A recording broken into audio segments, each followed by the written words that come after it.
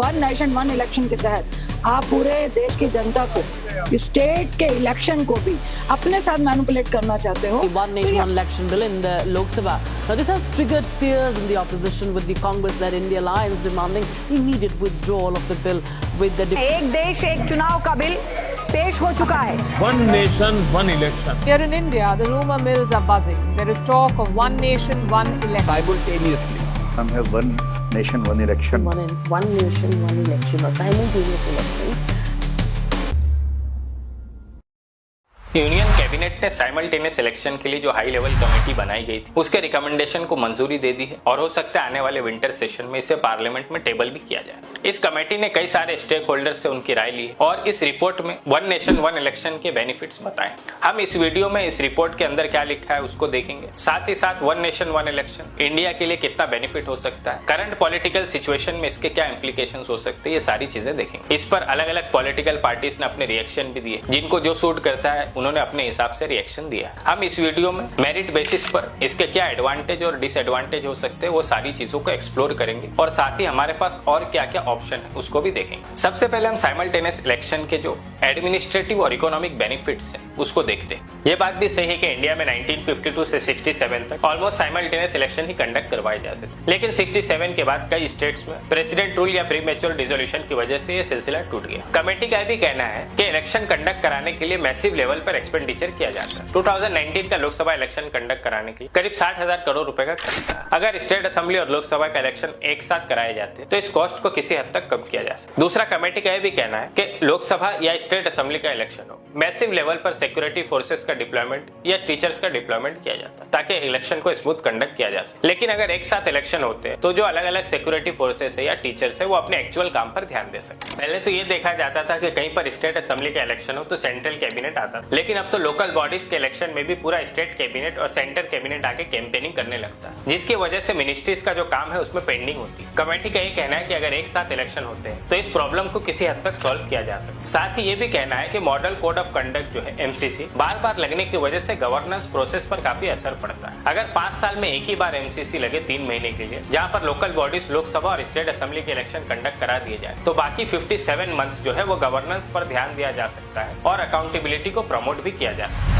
Committee का यह भी कहना है कि जो बड़े पैमाने पे पॉलिटिकल पार्टीज में हॉर्स ट्रेडिंग या डिफेक्शन होता है उसको साइमल्टेनियस इलेक्शन के जरिए किसी न किसी हद तक रोका जा सकता है। साथ ही ये भी कहा है कि इससे वोटर टर्नआउट भी बढ़ेगा, क्योंकि 5 साल में अगर एक ही बार इलेक्शन होगा तो बड़े पैमाने पे लोग वोट देने के लिए बाहर निकलेंगे, जिससे इलेक्टोरल डेमोक्रेसी को और स्ट्रेंथन किया जा सकता है। इसके कई सारे इकोनॉमिक बेनिफिट्स भी होंगे, पॉलिटिकल करप्शन को भी कहीं ना कहीं कम किया जा सकता है। इसके अंदर चैलेंजेस क्या क्या हो सकते हैं, ये बात तो सही है कि साइमल्टेनियस इलेक्शन कराने से कॉस्ट किसी हद तक कम हो सकता है, लेकिन जो लॉजिस्टिक कॉस्ट है वो काफी ज्यादा है, क्योंकि जब साइमल्टेनियस इलेक्शन होंगे तो हमको एक पोलिंग स्टेशन पर 2 EVM रखना पड़ेगा। एक में लोकसभा के कैंडिडेट की लिस्ट होगी, एक में स्टेट असेंबलीज के कैंडिडेट की लिस्ट होगी। ऐसे हमको 30 लाख EVM या वीवीपैट की जरूरत पड़ सकती है। दूसरी बात यह है कि BEL जो भारत इलेक्ट्रॉनिक्स लिमिटेड है, जो इंडिया में EVM बनाता है, उसका कहना है कि एक EVM की शेल्फ लाइफ जो है वो करीब 15 साल होती है। अगर इसको हमको रखना है इतने बड़े पैमाने पे EVM को, तो इसके लिए वेयर हाउस फैसिलिटी और स्टोर रूम की भी जरूरत पड़ सकती है। अभी क्या होता है कि जैसे हरियाणा असेंबली इलेक्शन चल रहा है तो इसके रिजल्ट अनाउंसमेंट के बाद वही सेम EVM महाराष्ट्र असेंबली में भी यूज किया जा सकता है, फिर अगले साल कहीं और इलेक्शन हो तो वही सेम EVM यूज किया जा सकता है। दूसरा चैलेंज साइमल्टेनियस इलेक्शन को लेकर ये है कि कॉन्स्टिट्यूशनल चेंजेस की काफी बड़े पैमाने पर रिक्वायरमेंट होगी। 21st लॉ कमीशन के चेयरमैन जस्टिस BS चौहान का कहना है कि article 83, 172 rule of procedure, Lok Sabha,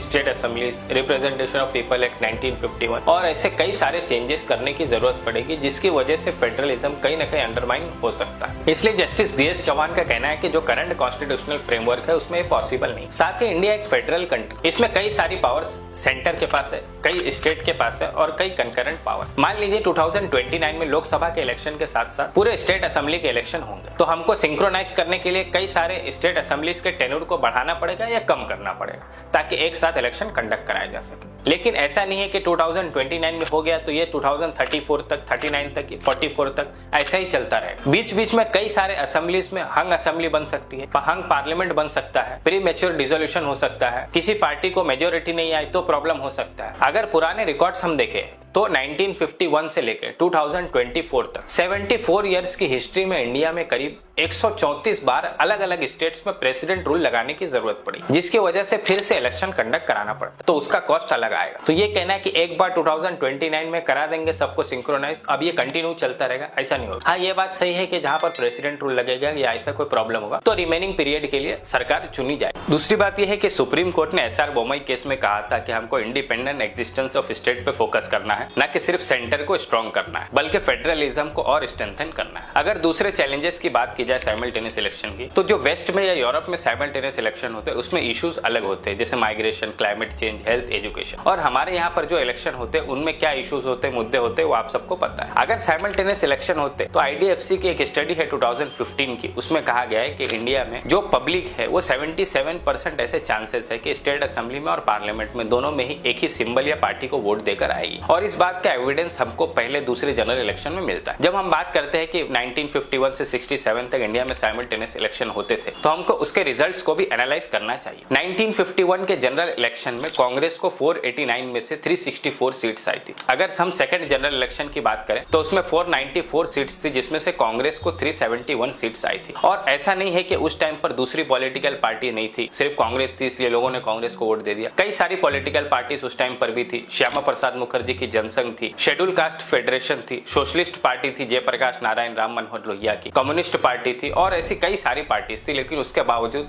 75% seats Congress को आई। तो हो सकता है साइमल्टेनियस इलेक्शन के जरिए हम ऐसा ना हो कि सिर्फ नेशनल पार्टीज इंडिया में बची रहे, कांग्रेस, बीजेपी, आम आदमी पार्टी, और बाकी जो छोटी पार्टीज है, रीजनल पार्टीज है या रीजनल इश्यूज है वो खत्म हो जाए। इससे हमारा जो फेडरलिज्म का स्ट्रक्चर है वो कहीं ना कहीं वीक हो सकता है। इसमें एक टर्म आता है स्प्लिट टिकट वोटिंग सिस्टम। इसमें क्या होता है, मान लीजिए आप 3 लेवल पर वोटिंग देने जा रहे हैं एक ही दिन, तो आप क्या करेंगे, जब लोकल लेवल पर कैंडिडेट को सिलेक्ट करेंगे तो आप लोकल इश्यूज को ध्यान में रख के कैंडिडेट का सिलेक्ट करेंगे और वोट देंगे। दूसरी, अगर स्टेट लेवल पर कैंडिडेट का आप सिलेक्ट कर रहे हैं तो स्टेट इश्यूज को आप ध्यान में रखकर वोट देंगे। तीसरा, अगर सेंटर लेवल पर सिलेक्ट कर रहे हैं तो आप नेशनल इश्यूज को ध्यान में रख के वोट देंगे। लेकिन इस टाइप की जो पॉलिटिकल मैच्योरिटी है वो हमारे इधर काफी कम है, तो इसके लिए वोटर एजुकेशन को काफी हद तक बढ़ाने की जरूरत है अगर हमको साइमल्टेनियस इलेक्शन पर जाना है तो। इसमें एक और बात यह है कि अभी हमारे पास एक सेंट्रल इलेक्शन कमीशन है और एक स्टेट इलेक्शन कमीशन है। Central election commission parliament, president, vice president और स्टेट असेंबली के इलेक्शन को कंडक्ट कराती है, और स्टेट इलेक्शन कमीशन जो है वो लोकल बॉडीज के इलेक्शन कंडक्ट करे। लेकिन जब साइमल्टेनियस इलेक्शन होने लगेगा तो फिर स्टेट इलेक्शन कमीशन की कोई जरूरत नहीं पड़ेगी और सेंट्रल इलेक्शन कमीशन ही पूरे काम करेगा। और सेंट्रल इलेक्शन कमीशन के जो ऑफिसर्स हैं उनका अपॉइंटमेंट, रिमूवल, उनके फंक्शंस की पूरी जो पावर है वो सेंट्रल गवर्नमेंट के पास शिफ्ट हो जाएगी। इसमें स्टेट का कोई रोल नहीं होगा। ये भी एक यूनिटरी फीचर को बताता है और पूरी पावर सेंटर की तरफ शिफ्ट करता है। इस पर भी हमको कहीं ना कहीं सोचने की जरूरत है। फिर इस साइमल्टेनियस इलेक्शन का हल क्या है? देखिए, जो करंट पॉलिटिकल सेटअप है उसमें तो पॉसिबल नहीं है, लेकिन अगर कॉन्स्टिट्यूशनल अमेंडमेंट कर दे तो सरकार इसको इंप्लीमेंट तो कर ही सकती है। फिर भी हमको एक नेशनल डायलॉग क्रिएट करना पड़ेगा।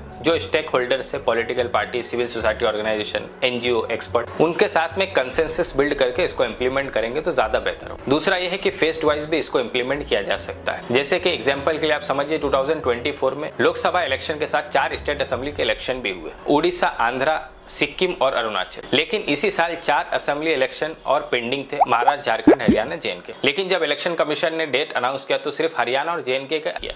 इसका रीजन बताते हुए चीफ इलेक्शन कमिश्नर ने कहा था कि अभी जो सिक्योरिटी फोर्सेस है उसको हमने JNK में इलेक्शन कंडक्ट कराने के लिए लगाया गया, इसलिए अभी प्रॉब्लम हो सकता है, इसलिए हम बाद में महाराष्ट्र और झारखंड का एक साथ इलेक्शन कंडक्ट कराएं। तो ये प्रॉब्लम तो साइमल्टेनियस इलेक्शन होगा तब भी होगा। साथ में हेवी रेनफॉल और फेस्टिवल्स का भी रीजन दिया, लेकिन ये सब प्रॉब्लम तो बाद में भी हो सकता है। तो उसका फुल्ली तौर पर एक हल निकाल के हमको इसकी तरफ बढ़ना पड़ेगा। दूसरा, इसमें एक ये भी है कि हम वेस्टर्न यूरोप के कई सारी कंट्रीज के डेमोक्रेटिक स्ट्रक्चर को स्टडी कर सकते हैं। वहां पर क्या होता है, कुछ कंट्रीज में एक साल में जितने इलेक्शन आ रहे हैं उनको एक साथ कंडक्ट करवा लिया जाता है। जैसे 2024 में इंडिया में 8 असेंबली के टेन्योर खत्म होने जा रहे थे, तो उन 8 को एक साथ कंडक्ट करवाया जा सकता है, ना कि फुल्ली तौर पर हम साइमल्टेनियस इलेक्शन की तरफ जाएं, और इसको फेस्ड वाइज इंप्लीमेंट किया जा सकता है। इसमें एक और बात यह है कि जैसा कि आपको मालूम है फेडरलिज्म बेसिक स्ट्रक्चर है कॉन्स्टिट्यूशन का, तो जब भी साइमल्टेनियस इलेक्शन की बात हो तो इस बात का हमको ख्याल रखना है कि नेशनल इश्यूज जो है वो रीजनल और लोकल इश्यूज को ओवरशैडो नहीं करते हुए और रीजनल पार्टीज का इंपॉर्टेंस खत्म नहीं, क्योंकि डिसेंट्रलाइजेशन को कहीं ना कहीं प्रमोट करना है। इसी डिसेंट्रलाइजेशन को बढ़ावा देने के लिए ही तो प्लानिंग कमीशन को 2015 में नीति आयोग से रिप्लेस किया गया था, ताकि जो ग्राउंड इश्यूज है उसको सेंटर तक लाया जा सके। साइमल्टेनियस इलेक्शन में जो लीगल हर्डल्स है उसके साथ ही साथ नो कॉन्फिडेंस मोशन